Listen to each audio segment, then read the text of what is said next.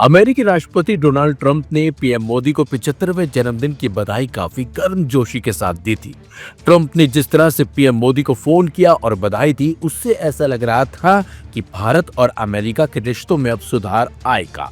बल्कि ऐसा लगने लगा था कि भारत पर जिस तरह से ट्रंप ने टैरिफ लगाया है, उससे भी भारत को राहत मिलेगी। लेकिन ऐसा होने की बजाय ट्रंप ने भारत को एक और बड़ा झटका दे दिया है। जी हाँ, अमेरिका ने चाबहार पोर्ट को लेकर एक बड़ा फैसला लिया है, जिससे भारत को झटका लगा है। खबर है कि अमेरिका ने ईरान के रणनीतिक चाबहार पोर्ट पर 2018 में दी गई प्रतिबंधों से छूट को रद्द करने की घोषणा की है। ये फैसला 29 सितंबर 2025 से लागू होगा और इसे वॉशिंगटन की मैक्सिमम प्रेशर अभियान की रणनीति का हिस्सा बताया गया है। ये छूट भारत और अन्य देशों को चाबहार पर काम करने की अनुमति देती थी, जिससे तमाम देश अमेरिकी प्रतिबंधों की जद में नहीं आते थे। लेकिन अब इसके हटने से भारत की रणनीतिक और आर्थिक योजनाओं पर बड़ा असर पड़ सकता है।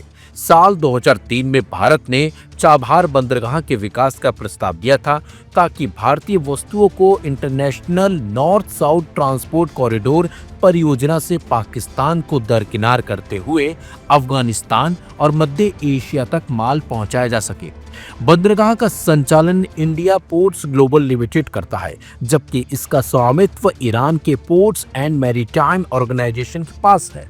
अमेरिकी विदेश विभाग के प्रमुख उप प्रवक्ता थॉमस पिगॉट ने एक बयान में कहा कि अमेरिकी प्रतिबंधों में छूट देने वाले 2018 के आदेश को रद्द किया जा रहा है।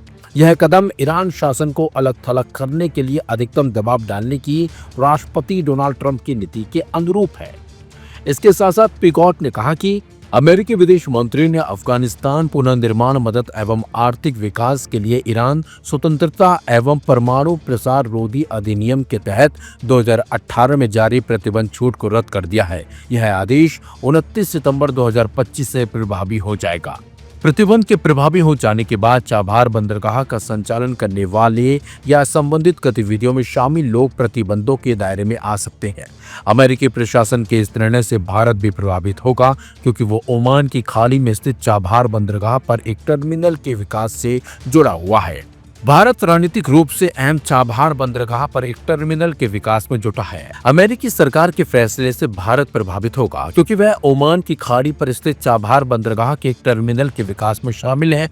भारत ने 13 मई 2024 को बंदरगाह के संचालन के लिए 10 साल का अनुबंध किया था, जिससे उसे मध्य एशिया के साथ व्यापार बढ़ाने में मदद मिलेगी।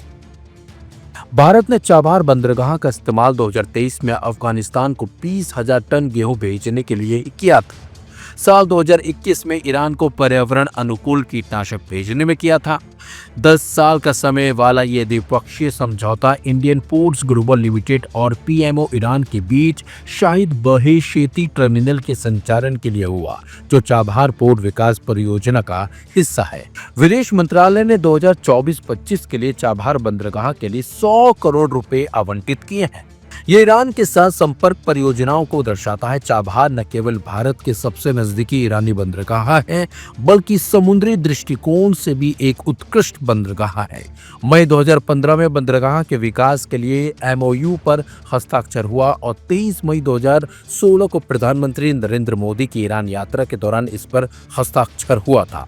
भारत ने 2003 में ही चाबहार बंदरगाह विकसित करने का प्रस्ताव रखा था, ताकि भारतीय सामान पाकिस्तान को बाईपास करते हुए सड़क और रेल परियोजनाओं international north south transport corridor यानी INCTC के जरिए अफगानिस्तान और मध्य एशिया तक पहुंचा जा सके।